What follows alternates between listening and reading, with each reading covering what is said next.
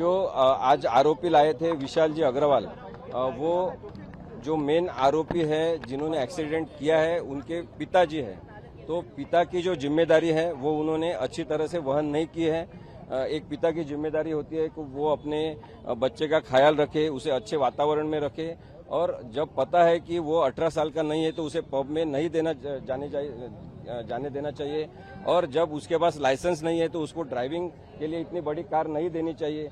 ये सब जो जिम्मेदारी की लक्षण है वो सब एब्सेंट है इसमें, और इसलिए पिता करके उन्होंने एक अपयश दिखाया है। इसलिए उनके जामीन को विरोध किया गया और उनको 24 तारीख तक पुलिस कस्टडी से जुडिशियल कस्टडी में रखने के ऑर्डर हुए। अंडरवर्ल्ड के बारे में कुछ अंदर विवाद हुआ क्या, इसके बारे में कुछ?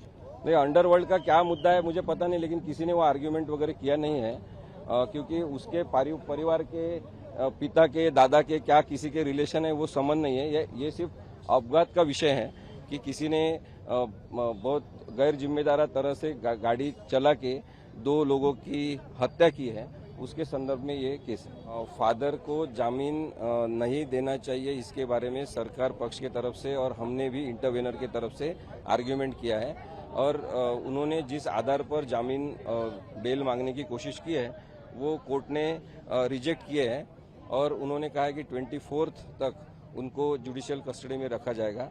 मुझे लगता है कि कानूनी तरह से कोई सोचेगा और देखेगा तो भी ये दिखाई देता है कि फादर है उसकी कंप्लीटली गलती है। उसने अपने लड़के को व्हीकल चलाने के लिए नहीं देना चाहिए था। उसके पास वो 18 इयर्स का नहीं है, फिर वो जा नहीं सकता है पब में, फिर भी पब में जाने की अनुमति देना ये भी गलत है। और उन्होंने जो एक तकलादू स्वरूप का युक्तिवाद प्रेजेंट करने की कोशिश की कि ड्राइवर को उनके साथ भेजा था, तो ड्राइवर को भेजा था तो ड्राइवर ने कार ड्राइव करना चाहिए था। जिसके पास लाइसेंस ही नहीं है वो कार चलाएगा और ड्राइवर बाजू में बैठेगा, ये भी कंप्लीट इलीगल थिंग है। इस परिवार का जो नाम जोड़ा जा रहा है अंडरवर्ल्ड के साथ में, उसके बारे में कुछ हुआ? नहीं, उसका कुछ उल्लेख नहीं हुआ है, लेकिन मैं ये बहुत क्लैरिटी से बताना चाहता हूँ कि उसके पिताजी, वो लड़के के दादाजी गुनहगार होंगे, मर्डरर होंगे या किसी गैंग से संबंधित होंगे। इसका ताल्लुक इस केस से कुछ भी नहीं है, 0 ताल्लुक है। बिकॉज उसने गाड़ी चला के जिस तरह से लोगों को अपघातग्रस्त करके मार डाला है, तो ये उसकी पूरी जिम्मेदारी है, और उसके फादर की जिम्मेदारी इसलिए है कि वो 18 साल का नहीं था।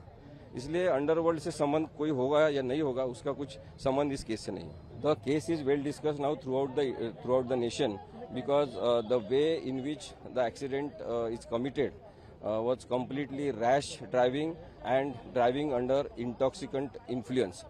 So the father is completely guilty of the offence committed by his child because he has not taken proper care.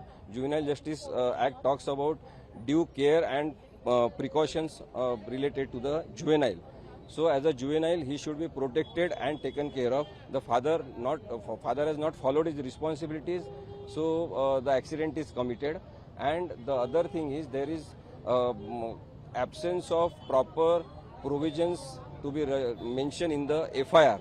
Why police have registered 1 offence and filed 2 FIR? That is the question which can be taken to the High Court also. And because that is grave mistake of the police. Then there is no mention of Prohibition Act and its provisions. There is complete manipulation of the FIR. Might be police have been pressurized by someone, and so I think they are trying to mislead the court on one level. But now the matter is discussed in the society. That's why the societal pressure is compelling the police to be on the track of the law.